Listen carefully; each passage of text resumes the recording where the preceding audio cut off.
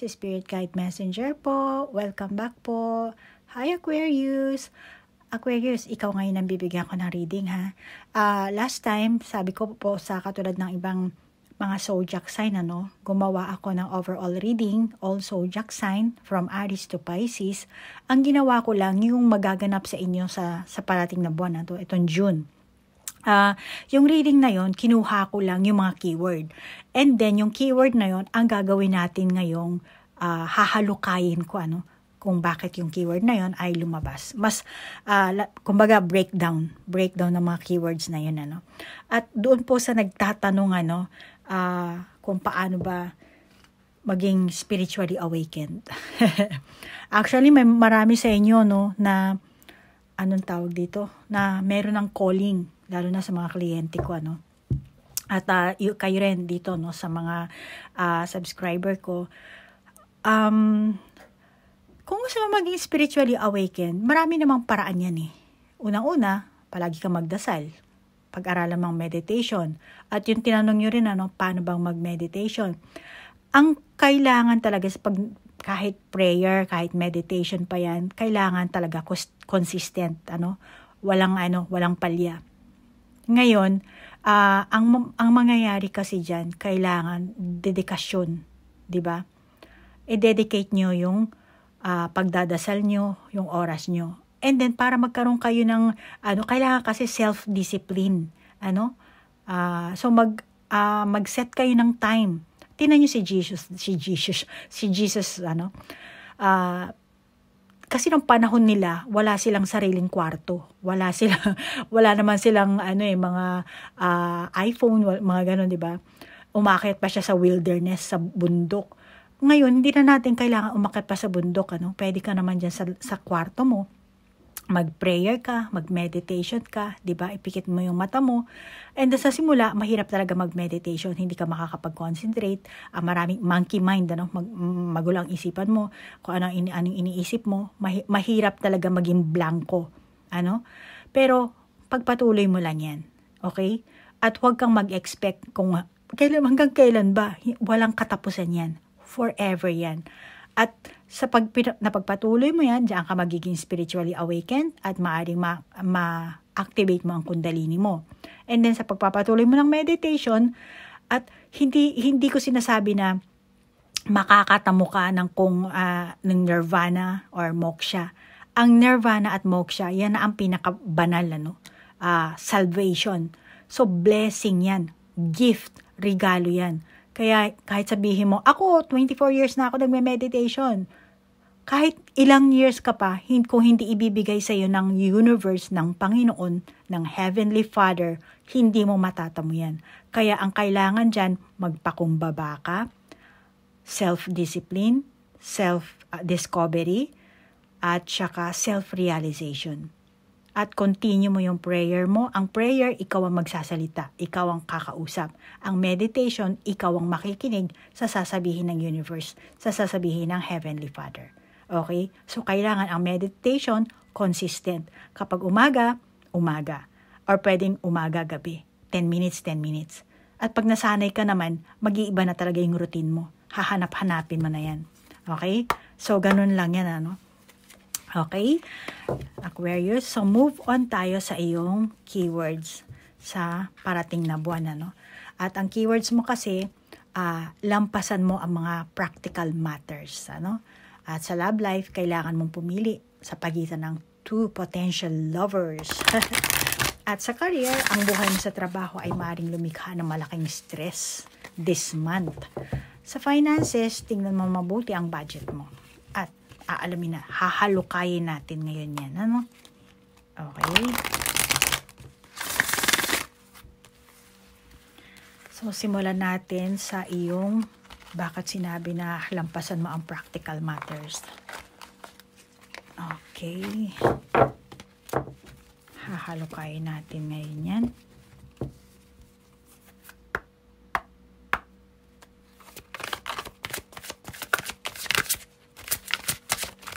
Pag may nag-jumping card,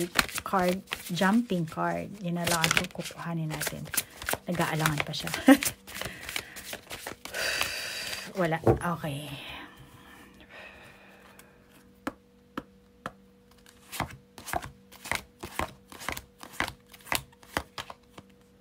Protecting treasure. Protecting treasure.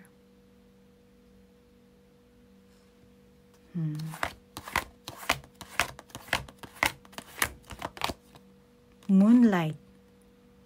Moonlight. Ganda naman.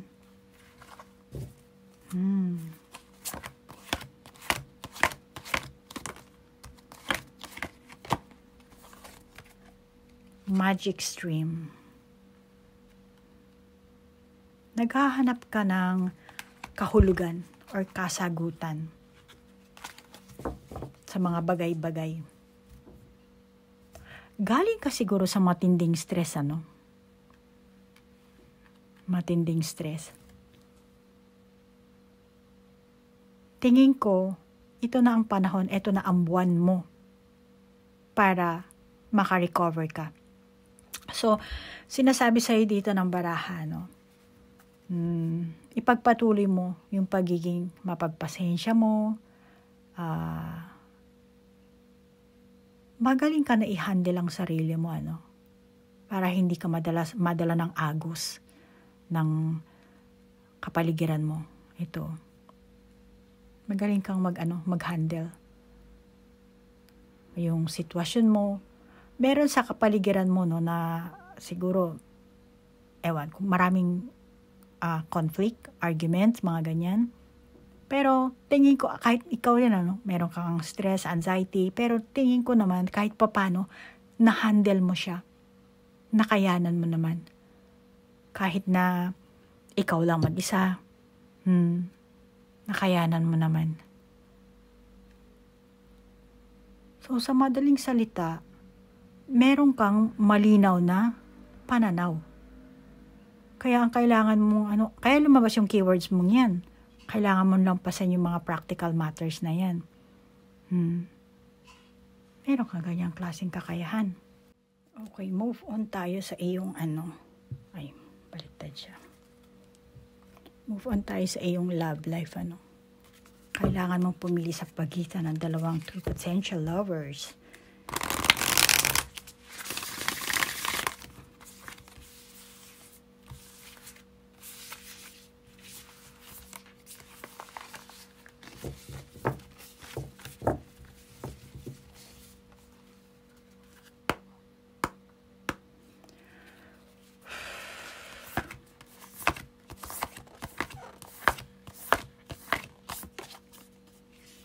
Parvati, devotion.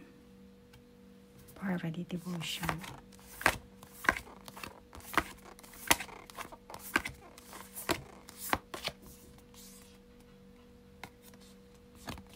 Earth, Gaia.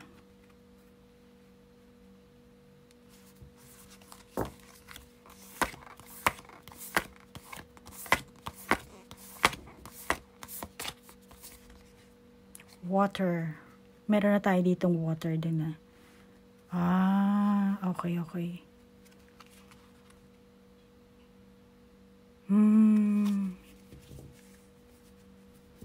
Walang katapatan ito, walang pananagutan, walang katarungan. Hindi na panghahawakan. 'Di ba? Ganyan na tubig. Kaya nga pag sinasabi, 'di ba, usually pagka nangungutang ka, lista mo sa tubig. Kaya dito kasi water, 'di ba? Ito rin, water siya. So meaning walang katapatan, walang pananagutan, walang katarungan.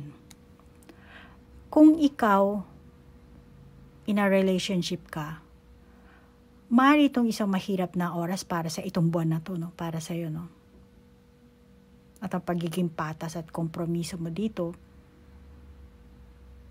mas kailangan, kung before meron kang ganun, kailangan, mas kailangan mo ngayon kaysa sa dati. Higit na kailangan mo. At huwag mo sisihin ang iba. Aquarius. Huwag mo sisihin ang person mo, yung mga tao sa kapaligiran mo. Maring isa itong mahirap na buwan, June, para sa'yo. Itong mga oras, panahon, at ang pagiging, ang tawag dito, irresponsibilidad. Kasi parang tingin ko sa'yo, mas kumbaga sinisisi mo sa person mo yung responsibilidad ko ano man ang meron kayong samahan, ano. Dapat hindi lang sa kanya, hindi lang sa'yo. Pareho kayo eh.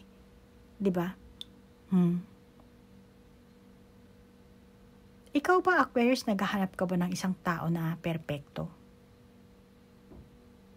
Kasi mukhang tingin ko sa'yo, naghahanap ka ng taong perpekto eh. Rebirth, Isis. Truth. Naghahanap ka ng perpekto, naghahanap ka ng yung gusto mong tao na yung gusto mo sarili mong, anong tawag doon? Sarili mong patakaran, yung ganun. Pero hindi mo kaya or ikaw mismo, no, ayaw mong mapansin yung iyong sariling kapintasan. Ayaw mo nakakita yun. Kung ganyan ka, Aquarius, malaking issue to, no? Kung may karelasyon ka or ngayon ka pala makikipagrelasyon, tingin ko, hindi magtatagal ang samahan mo pag gano'n ang ano mo. Malaking issue to.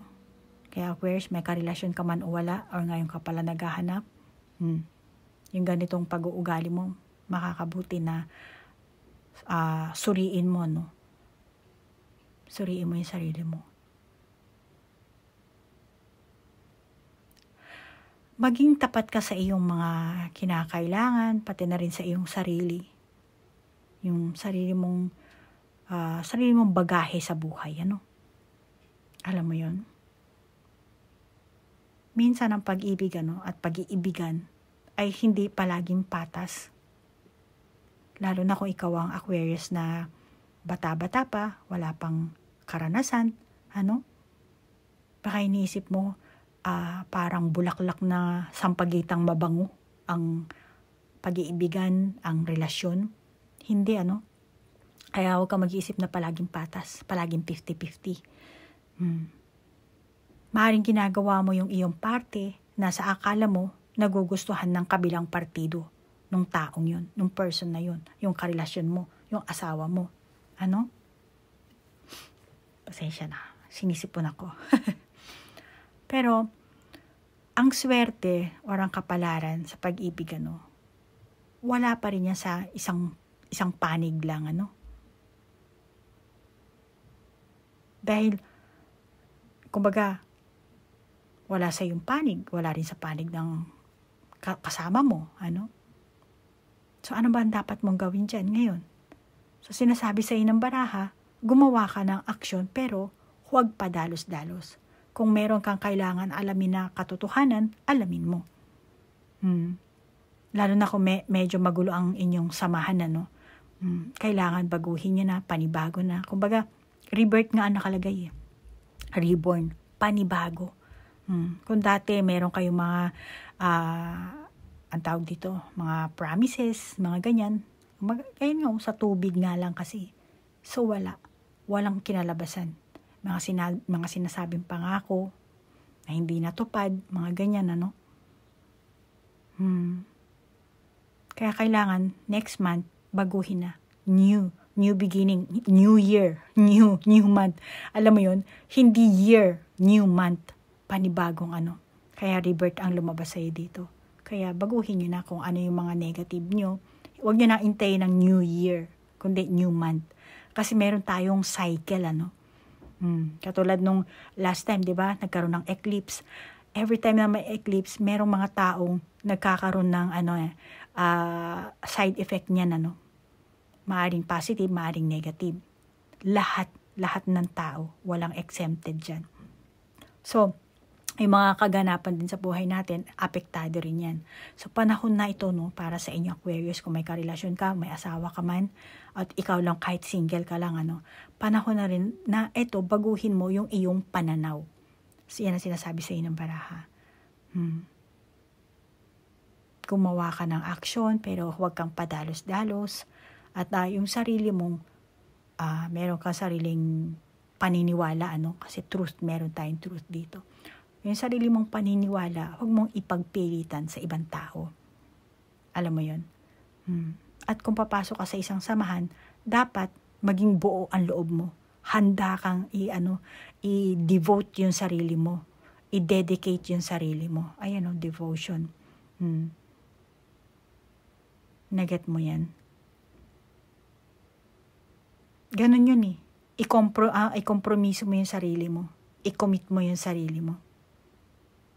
Ganun. Kasi kailangan bigyan mo ng attention eh. Hindi pwede yung nagtatrabaho ka, busy ka, tapos itong love life mo, hindi mo mapagbibig. Kasi pag mahal mo ang isang tao, kahit gaano ka ka-busy, magagawan mo naman ng oras eh.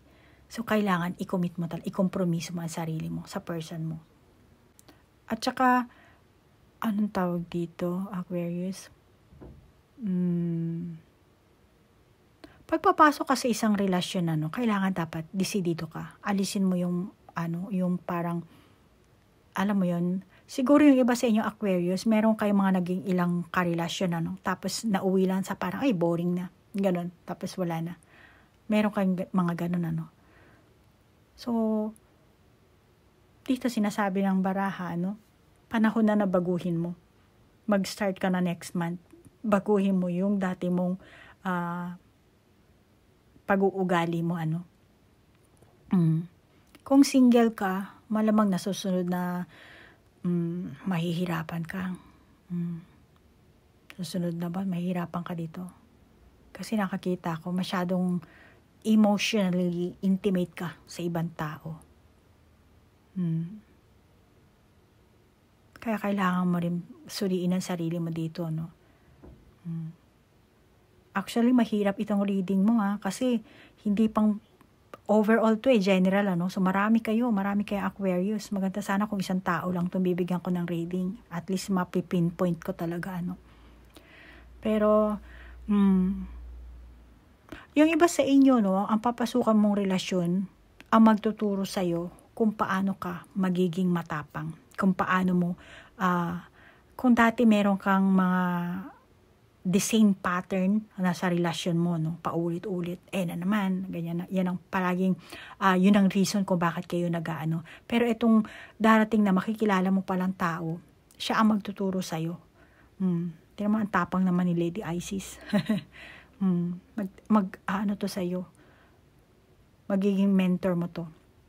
Maaaring sa susunod na buwan, June, may makikipag-commit sa'yo, or maaaring itong isang masasabi kong proposal kung in a relationship na kayo, o iba sa inyo, bagong manliligaw, or dating manliligaw, or dati mo ng karelasyon na babalik sa'yo. Or sabay na babalik, meron kang panibagong manliligaw, tapos itong dati mo. Kaya kailangan mong mamili dito. Yung iba sa inyo Aquarius, Kaya lumabas ang keywords mo na kailangan mong pumili sa pagitan ng dalawang potential lovers, dahil sabay maaring, siguro maganda ka, marami kang manliligaw, so kailangan mo mamili doon. Pero ang nakakita ko dito, merong magbabalik sa'yo sa past mo, tapos meron ka rin panibagong manliligaw. Nasabay silang manliligaw sa'yo. Malilito ka ngayon kung sino ang pipiliin mo, at kung sino ba talaga ang totoong tao na para sa'yo. Okay? So, move on tayo sa iyong career. Ang keywords kasi ng career mo, sa trabaho mo, maaaring lumikha ka ng malaking stress. Malaking stress. Alamin natin yan.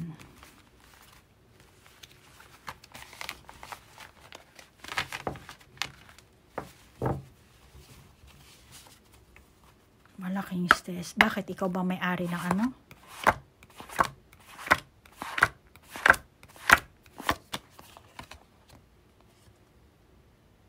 本当にやりたいことなんですか？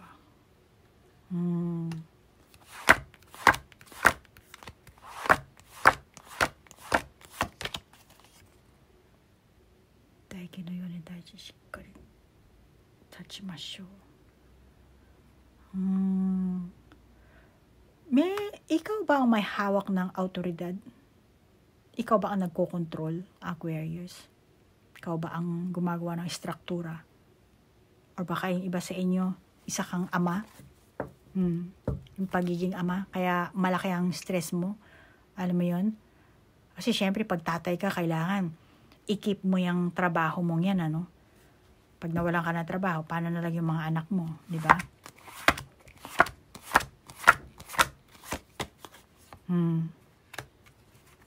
Sabi ko na nga ba't eh. Kaya meron ka malaking stress dito. Kasi, responsibilidad. Parang inisip mo, kailangan ko tong trabaho to. Which is, maganda naman, ano? Aquarius, ano? Meron ka marami kang pasanin. Kailangan mo talagang kumayod. Nakakita ako din sa pag-uugali mo, isa kang strict na ruler figure. Ano? Para kang emperor. Para kang boss. Kaya maraming taong ilang sa'yo. Ayaw ka makatrabaho. Kasi, makakatakos. Nervyos. Parang naaano sila. Maring boss ka, or kung hindi ka man boss, leader ka, or masungit. Simpleng ganun. Kaya may mga taong ganun sa'yo. Pero, kahit ano pa man yan, ano, hindi lang itong June. Kumbaga, nandun pa rin yung daloy ng enerhiya mo na kailangan kong trabahon to. Kasi meron akong pasanin, meron akong responsibilidad. Hindi ko kailangan matanggal sa trabaho. Yung mga ganyan, ano. Malamang nasa stress ka rin, ano. Kasi wala kang nakakausap. Yung iba sa inyo, ano. Wala kang kaklose sa trabaho mo. Kaya tahimik ka lang. Wala namang masama, ano. Hindi mo naman kailangan magdadaldal, ano. Basta gawin mo lang yung trabaho mo. Pero, ang kinalabasan dito, wala kang nilalabasan ng mapaglabasan ng sama ng loob. Anbawa ito, nakita mo yan, ano ba naman to? Hindi pulido yung yung ganyan. Wala kang napagsasabihan, kundi tahimik ka lang gumagawa ng ano mo. Yung question mo nasa loob lang ng isipan mo. So, meaning, kulang ang communication mo dito sa coworker mo, sa mga tao, sa paligid mo. Kung meron ka sanang close, ano, kahit papano, na ilalabas mo yung sama ng loob mo, at least yung stress mo, hindi na iipon. Kasi meron ganun klaseng tao, ano, hindi na ilalabas later on, sasabog na lang. Kung kaya yung galit niya, kung kanino na lang, kung sino na lang pinapana. Baka yung iba sa inyo, ganun. Ano? Pag dumating na yung sumabog na, yun na. Nakikipag-away. Ganun. So, makakabuti sa'yo na magkaroon ka ng kahit man lang isang tao na palagi mong nakakausap, na share mo yung, hindi yung private life ha, wag yung private life. Hindi mo kailangan i-share yan dahil career mo to, trabaho to. Lalo na dito sa Japan, ano, kung halimbawa ikaw ang nanonood na nandito ka sa Japan, walang pakialam ang mga Hapon sa private life mo. Pag chichismisan ka lang ng mga yan. Pero, akala mo siguro, kahit sa Pilipinas, ganun din siguro, kahit sa ibang bansa, ano. Akala mo siguro, pag nag-share ka ng private life mo, magiging close kayo. No, hindi. Gagawan ka lang ng issue yan later on. Tapos, pag may problema ka, mabuti kung maintindihan ka ng mga tao sa kapaligiran mo kung talagang super close kayo. Pero dito sa baraha, tingin ko hindi. Kaya kahit man lang na isang tao, may makausap ka, at pag nakapag-usap ka about sa work, hindi sa private life. Okay? Yun eh. Para dito na ilalabas mo yung sama ng loob mo sa mga trabaho mo. Halimbawa, may gumawa ng PowerPoint, di ba? Excel, yung ganun, mga Word. Tapos malimad ako, Excel, di ba?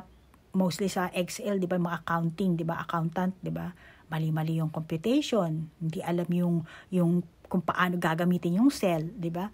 So, yung mga ganong usapin, kailangan maghanap ka ng tao na mapagkakatiwalaan mo. Dahil nandito ang truth. Diba? So, yun ang sinasabi sa'yo. Kailangan mo na merong mapaglalabasan ka ng stress mo. Yung iba sa inyo, baka isa kayong leader, ano? May katungkulan talaga kayo sa trabaho nyo, no? At yun ang nagiging sanhi ng stress mo. Maaaring sa trabaho mo mismo, maselan. Just like, doktor ka, diba? Siyempre, maselan yun, diba? So, meron ako mga ganun nakakita. O kaya naman, stress ka sa sa rules and regulation sa inyong organisasyon. At tingin ko naman sa'yo, Aquarius, nauunawaan mo ang kasalukuyan mong kinalalagyan eh. Kaya sa susunod na buwan, magpatuloy ka rin mag-effort ka. Pero patuloy pa rin tong stress mo kasi nga baka introvert ka ba? Hindi mo masyado ino-open yung mo. Para hindi ka wala ka bang mga tigyawat sa katawan para Kasi dito ko nakakita parang may tigyawat ka eh. Baka ganyan na nangyayari pag stress ka, may lumalabas sa kung ano-ano sa katawan mo. Pangangati, baka mga skin disease na nangyayari sa sobrang stress. Mag-ingat ka na lang, At sa samahan mo, nakakita ko kailangan talaga pagkakaisa. Teamwork. Walang paligsahan. In a good competition dapat, hindi yung bad. Okay? So, move on tayo sa iyong finances, ha? Ay, ito pala ang barahang gagamitin ko. Sorry. Sabi ko, nasaan na yun? Ito pala. Ang layo. Sa finances mo, sinabi kasi na mabuti sa iyo mag-budget ka, Alamin din natin yan. Bakit yan ang sinabi sa iyo?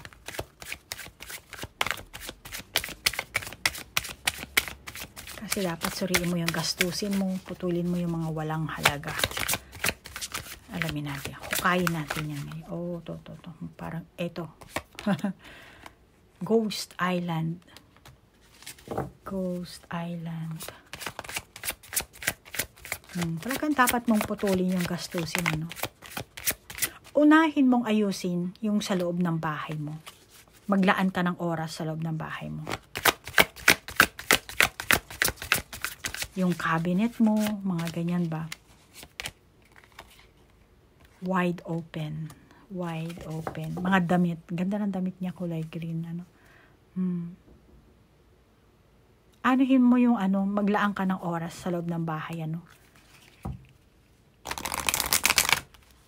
Maglinis ka para makita mo kung ano yung meron ka at wala ka.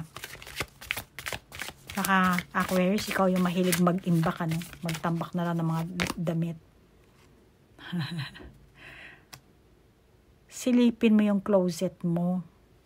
Hindi mo namamalayan, doble-doble na pala yung mga damit na naka-imbak sa aparador mo, Tapos bili ka ng bili. Yung iba nasisira na siguro, magaganda na naka-imbak kasi. So, dito sinasabi sa'yo ng baraha, unang-una, yung pagbabudget mo, kailangan simulan mo muna, alamin, self-discovery din to self-realization din to Kailangan linisin mo yung bahay mo, kung ano yung kasi doon manggagaling yung pananalapi mo Kasi pag ang mindset mo, ay wala akong damit, gagastos ka, di ba?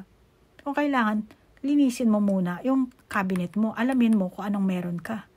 Kahit, babae ka, di ba? Yung makeup kit mo.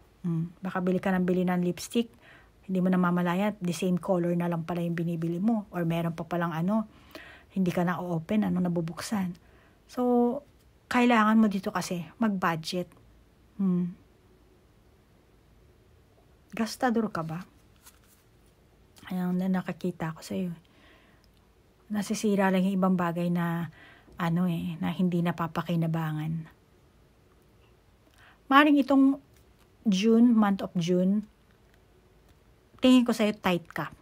Tight ka sa mga pinagkukuhanan mo ng yung resources, Parang kahit anong gawin mo, hindi mo maisip na kung paano mo babayaran yung bills mo.